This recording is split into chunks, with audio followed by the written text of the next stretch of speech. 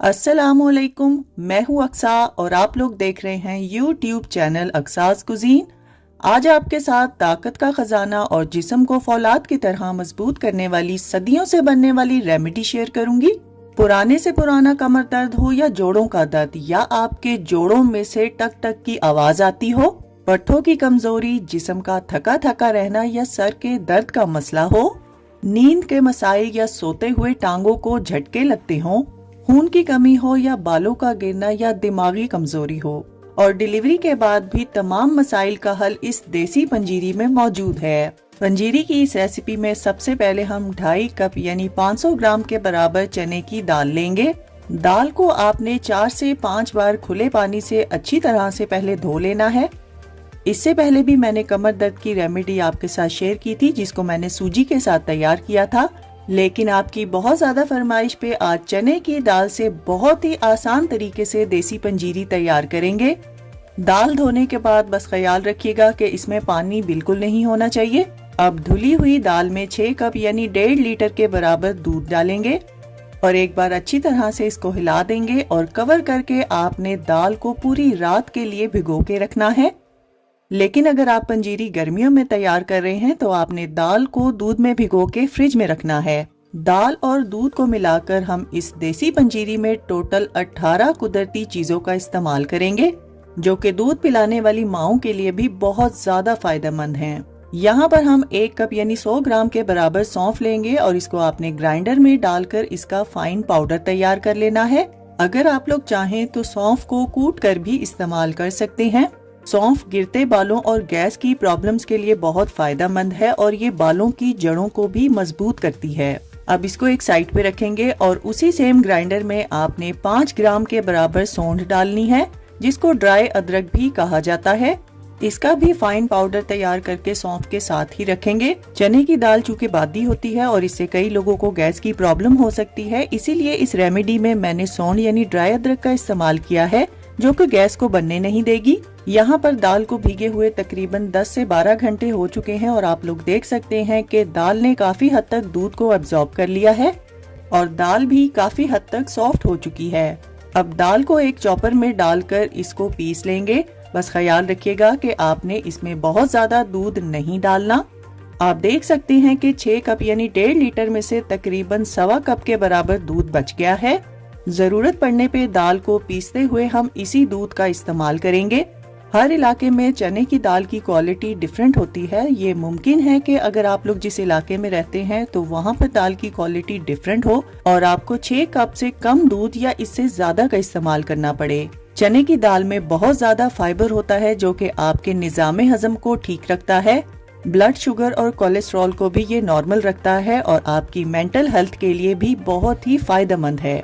दाल को आपने दरदरा पीसना है, बहुत ज्यादा फाइन नहीं पीसेंगे। दाल को पीसते हुए मैंने बचे हुए दूध में से 3/4 कप दूध का इस्तेमाल किया है और यहाँ पर आप देख सकते हैं कि आधा कप दूध फिर भी बच गया है। वीडियो में आप लोग देख सकते हैं कि दाल का टेक्सचर बहुत ज्यादा थिक है, इससे ज्यादा पतला टेक्सचर आपने नहीं रखना। अब एक बड़े साइज का पैन लेंगे और इसमें आपने 350 ग्राम के बराबर देसी घी डालना है और जो दाल हमने पीस के रखी थी उसको आपने चम्मच, स्पैचुला या हाथ की मदद से छोटी छोटी पकौड़ियों की शक्ल में इसमें डालना है और इनको आपने मीडियम टू लो फ्लेम पर फ्राई करना है। और जब तक ये पकौड़ियाँ अपनी शेप को होल्ड ना कर लें, आपने इसको बिल्कुल नहीं हिलाना। जब एक साइड अच्छे से फ्राई हो जाए तब आपने बहुत ही हल्के हाथ से इसकी साइड को चेंज करना है और दूसरी साइड को भी आपने बहुत अच्छे से फ्राई करना है। बहुत ज्यादा ओवर फ्राई नहीं करेंगे। जैसे ही इस पे गोल्डन ब्राउन कलर आ जाए तब आपने इनको निकाल लेना है। बस इसी तरह से सारे दाल के मिक्सचर को आपने फ्राई कर लेना है और इन तमाम पकौड़ियों को आपने अच्छी तरह से ठंडा करना है। वीडियो में आप लोग देख सकते हैं कि ये दाल की पकौड़ियाँ बाहर से हल्की सी क्रिस्पी और अंदर से सॉफ्ट हैं। फ्राइंग के दौरान अगर पकौड़ियाँ फट जाएं तो आपने परेशान बिल्कुल नहीं होना, आपने उसी तरह से उसको फ्राई करके निकाल लेना है। अब दाल से बनी पकौड़ियों को आपने चॉपर में डालकर चॉप कर लेना है। इसको भी आपने दरदरा चॉप करना है, बहुत ज्यादा फाइन पाउडर नहीं तैयार करेंगे। अब इसको एक साइड पे रखेंगे, इसका इस्तेमाल हम आगे चलकर करेंगे। अब उसी सेम बचे हुए देसी घी में हम 1.5 कप यानी 200 ग्राम के बराबर बादाम डालेंगे और लो फ्लेम पर इसको कुछ देर के लिए रोस्ट करेंगे। यादाश्त की मजबूती और दिमागी कमजोरी के लिए बादाम बहुत ही यूजफुल हैं। अब इसमें हम 3/4 कप यानी 100 ग्राम के बराबर काजू डालेंगे। काजू रेड ब्लड सेल्स बनाने में बहुत मदद करता है और ये स्किन के लिए भी बहुत ही यूजफुल है और शुगर और ब्लड प्रेशर के मरीजों के लिए भी बहुत ही मुफीद है। जब ये अच्छे से फ्राई हो जाएं तब आपने इनको निकाल कर एक साइड पे रखना है। अब इसमें हम 1 से 2 टेबलस्पून मजीद देसी घी डालेंगे और 1 कप यानी 100 ग्राम के बराबर पिस्ता डालेंगे और 1 कप ही यानी 100 ग्राम के बराबर अखरोट भी इसमें डाल देंगे। पिस्ता शुगर और ब्लड प्रेशर के मरीजों के लिए बहुत ज्यादा फायदेमंद है और ये बैड कोलेस्ट्रॉल को कंट्रोल करता है। साथ ही अखरोट भी दिल और दिमाग की सेहत के लिए बहुत ही मुफीद है और हड्डियों और बालों को मजबूत बनाता है। अब इनको भी फ्राई करके आपने निकाल कर एक साइड पे रखना है। अब उसी सेम पैन में आप 1 से 2 टेबलस्पून मजीद देसी घी डालेंगे और 100 ग्राम के बराबर नारियल डालेंगे। बालों की मजबूती और जिल्द को चमकदार बनाने के लिए नारियल बहुत ही कारआमद है और ये वजन कम करने में भी मदद देता है। अब इसको भी फ्राई करके आपने निकाल कर एक साइड पे रखना है। इस रेसिपी में आपने पिसे हुए नारियल का इस्तेमाल नहीं करना। अब उसी सेम पैन में हम 1 से 2 टेबलस्पून मजीद देसी घी डालेंगे और आधा कप यानी 50 ग्राम के बराबर खरबूजे के बीज, जिसको 4 मगज भी कहा जाता है, डाल देंगे। इनको हम कुछ देर के लिए फ्राई करेंगे और फिर इसमें हम 6 टेबलस्पून यानी 50 ग्राम के बराबर अलसी के बीज भी डाल देंगे। ये दोनों चीजें तासीर में बहुत ज्यादा गर्म होती हैं, इसलिए पंजीरी में इनका इस्तेमाल कम मिकदार में किया जाता है। ये दोनों चीजें हार्मोनल प्रॉब्लम्स के लिए बहुत ही फायदेमंद है और खरबूजे के बीज गुर्दों की सफाई में अहम किरदार अदा करते हैं। अब इनको भी निकाल कर एक साइड पे रखेंगे और पैन में 2 से 4 टेबलस्पून मजीद देसी घी डालेंगे। अब इसमें हम 1.5 कप यानी 200 ग्राम के बराबर 4 गोंद डालेंगे, जिसे कीकर यानी बबूल की गोंद भी कहा जाता है। यहाँ पर एक बात को नोट कर लीजिए कि इस रेसिपी में मैंने गोंद कतीरे का इस्तेमाल नहीं किया बल्कि 4 गोंद का इस्तेमाल किया है। गोंद को आपने आधा आधा करके फ्राई करना है। जब ये पॉपकॉर्न की तरह फूलने लगे और हाथों में दबाने से एकदम से टूट जाए तो इसको निकाल लेंगे। हड्डियों और जोड़ों के दर्द के लिए गोंद एक बहुत ही पावरफुल चीज है, जिसका इस्तेमाल करके आपकी हड्डियां मजबूत हो सकती हैं।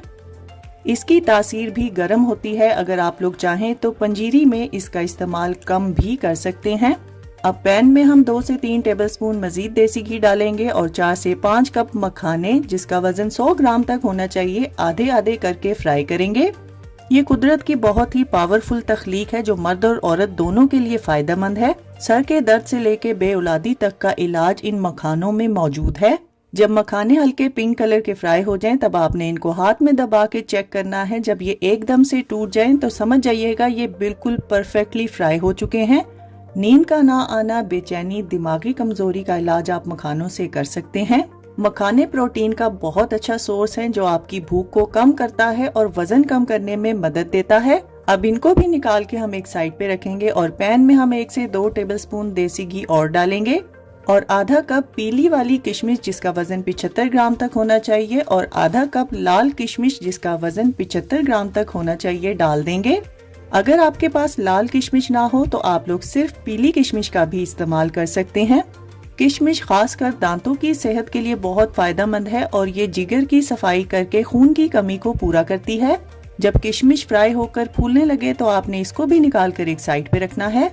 अब एक बार फिर से पैन में हम 5 से 6 टेबलस्पून देसी घी डालेंगे और 3/4 कप यानी 100 ग्राम के बराबर सूजी इसमें डाल देंगे। सूजी को आपने लो फ्लेम पर 15 से 20 मिनट के लिए हल्का सुनहरा होने तक रोस्ट करना है। दाल की पंजीरी में थोड़ी सी सूजी का इस्तेमाल करने से पंजीरी में हल्का सा क्रंच आता है, लेकिन अगर आपको सूजी नहीं पसंद तो आप लोग इसको स्किप भी कर सकते हैं। जब सूजी अच्छे से भुन जाए तब हम इसमें पिसी हुई दाल डाल देंगे और दाल को भी 15 से 20 मिनट के लिए हम लोग भून लेंगे। यहाँ पर आपने चम्मच को मुसलसल हिलाते रहना है। जैसे ही दाल का कलर चेंज हो जाए तब आपने फ्लेम को ऑफ कर देना है। ये स्टेप करने से दाल के कच्चेपन की जरा भी गुंजाइश बाकी नहीं रहती। अब इसका टेम्परेचर डाउन होने का वेट करेंगे, तब तक हम अगले स्टेप की तरफ चलते हैं। पंजीरी की इस रेसिपी में मैंने टोटल 450 ग्राम देसी घी का इस्तेमाल किया है। अब चॉपर में फ्राई की हुई गोंद डालेंगे। दाल को पीसने के बाद मैंने चॉपर को धोया नहीं था, उसी चॉपर में हम तमाम ड्राई फ्रूट को चॉप करेंगे। बस ख्याल रखिएगा कि गोंद को आपने बहुत ज़्यादा फाइन चॉप नहीं करना, बल्कि हल्का सा दरदरा रखेंगे। अब चॉपर में रोस्ट किए हुए मखाने भी डाल देंगे और इसमें से थोड़े से मखाने हम बचा लेंगे जो कि हम पंजीरी में साबुत शामिल करेंगे। मखानों को भी हम मोटा मोटा क्रश करेंगे, बहुत ज़्यादा फाइन नहीं करेंगे। अब इसको भी निकाल कर एक साइड पे रखेंगे। आप लोगों की सेटिस्फेक्शन बहुत ज़रूरी है, इसलिए मैं हर चीज़ आपको बहुत ही करीब से दिखाती हूँ। अब रोस्ट किए हुए बादाम, पिस्ता, काजू, अखरोट भी चॉपर में डाल देंगे और इसमें से भी कुछ हम साबुत ड्राई फ्रूट बचा लेंगे। इन तमाम नट्स को भी आपने मोटा मोटा क्रश करना है। अगर आप लोग पंजीरी में साबुत नट्स नहीं डालना चाहते तो आप लोग सारे का सारा ड्राई फ्रूट एक साथ ही चॉप कर सकते हैं।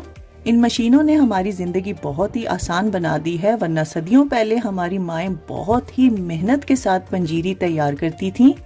अब चॉपर में अलसी और खरबूजे के बीज और नारियल भी साथ ही डाल देंगे और इनको भी मोटा मोटा चॉप कर लेंगे और इसमें से भी हम थोड़े से बीज और नारियल को साबुत रखेंगे। यहाँ पर मेरी आप सबसे एक रिक्वेस्ट है कि अगर अभी तक आपने मेरे चैनल को सब्सक्राइब नहीं किया तो जल्दी से सब्सक्राइब का बटन दबा दीजिए और साथ ही बेल आइकन को भी प्रेस कर दीजिए ताकि मेरी नई आने वाली हर वीडियो का नोटिफिकेशन सबसे पहले आप तक पहुँचे। और अगर अभी तक आपने मेरी एक और रेमेडी की वीडियो जो कि कमर दर्द और जोड़ों के दर्द के लिए है नहीं देखी, जिस पर 10 मिलियन व्यूज हैं, मैं उसका लिंक ऊपर आई बटन में और डिस्क्रिप्शन बॉक्स में दे दूंगी, तो आपने उस वीडियो को जरूर देखना है। अब भुनी हुई दाल में हम पिसी हुई सौंफ और सूंड का पाउडर डाल देंगे, साथ ही हम मखाने और गोंद का भी मिक्सचर इसमें डाल देंगे। यहाँ पर हम चॉप किए हुए नट्स और बीज भी इसमें डाल देंगे और साथ ही आपने फ्राई की हुई किशमिश भी इसमें डाल देनी है और 1.5 टीस्पून के बराबर इलायची पाउडर भी इसमें डाल देंगे। अगर आपको इलायची पाउडर नहीं पसंद तो आप लोग इसको स्किप भी कर सकते हैं। अब जो साबुत मखाने और साबुत ड्राई फ्रूट्स हमने बचा कर रखे थे वो सारे के सारे आपने इसमें डाल देने हैं और इन तमाम चीजों को दाल के मिक्सचर के साथ अच्छी तरह से मिक्स करेंगे। पंजीरी एक बहुत ही पावरफुल सर्दियों की सौगात है, तो सर्दियों में आप सब इसको एक बार जरूर बनाया करें। बजाय पिज्जा, बर्गर और महंगे रेस्टोरेंट्स में खाना खाने के आप लोग इस तरह की हेल्दी चीजें सर्दियों में बनाकर अपनी फैमिली और बच्चों को जरूर दिया करें, जिसके फायदे इंशाल्लाह आपको बुढ़ापे तक मिलते रहेंगे। अब पंजीरी के टेस्ट को डेवलप करने के लिए हम यहाँ पर 500 ग्राम के बराबर गुड़ लेंगे और उसको क्रश करके एक पैन में डालेंगे और 3/4 कप के बराबर पानी भी इसमें डाल देंगे और मीडियम फ्लेम पर इसको कुछ देर के लिए पकने देंगे। बस ख्याल रखिएगा कि गुड़ का शीरा ना तो बहुत ज्यादा पतला होना चाहिए और ना ही बहुत ज्यादा थिक होना चाहिए।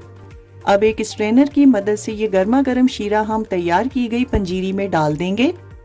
गुड़ का इस तरह से शीरा बना के डालने का फायदा ये होता है कि जब आप लोग इसको स्ट्रेनर में स्ट्रेन करते हुए डालेंगे तो गुड़ में मौजूद गंदगी खुद ब खुद से अलहदा हो जाएगी और पंजीरी की मिक्सिंग भी आप लोग बहुत अच्छे से कर सकेंगे। अगर आप लोग शुगर पेशेंट्स हैं और आप लोग शुगर फ्री पंजीरी बनाना चाहते हैं तो गुड़ की मिकदार को आप लोग कम कर सकते हैं या स्किप भी कर सकते हैं और उसकी जगह आप लोग किशमिश की मिकदार को बढ़ा सकते हैं। परफेक्ट देसी पंजीरी बनाने के लिए आपने पंजीरी में चीनी का इस्तेमाल बिल्कुल नहीं करना। बहुत से लोग पंजीरी बना तो लेते हैं लेकिन इसको खाने की टाइमिंग और कितनी मिकदार में खानी है उसका बिल्कुल अंदाजा नहीं होता। पंजीरी खाने की बेस्ट टाइमिंग सुबह का टाइम है, यानी आप लोग इसको नाश्ते में इस्तेमाल करें। 18 से 45 साल की उम्र के लोग जिनको ब्लड प्रेशर का मसला नहीं है वो आधा कप यानी 5 से 6 टेबल स्पून ले सकते हैं और 18 साल से कम उम्र और 45 साल से ज्यादा उम्र के लोग इसको 3 टेबल स्पून यानी 1/3 कप तक इस्तेमाल कर सकते हैं। टेबल स्पून आपने चावल खाने वाला लेना है, मेजरिंग टेबल स्पून नहीं लेंगे। डिलीवरी के बाद और दूध पिलाने वाली माएँ इसको दोपहर में भी इस्तेमाल कर सकती हैं और बेस्ट है कि आप इसके साथ नीम गर्म दूध का इस्तेमाल भी करें। 2 से 3 महीने इसका मुसलसल इस्तेमाल करने से आप पुराने से पुराने कमर दर्द, जोड़ों के दर्द यानी हर किस्म के दर्द से निजात पा सकते हैं। सर्दियों के मौसम में इसको बनाकर आप लोग 2 माह तक बगैर फ्रिज के स्टोर कर सकते हैं और अगर आप लोग गर्मियों में बनाएंगे तो आप लोग फ्रिज में इसको 6 माह तक स्टोर कर सकते हैं।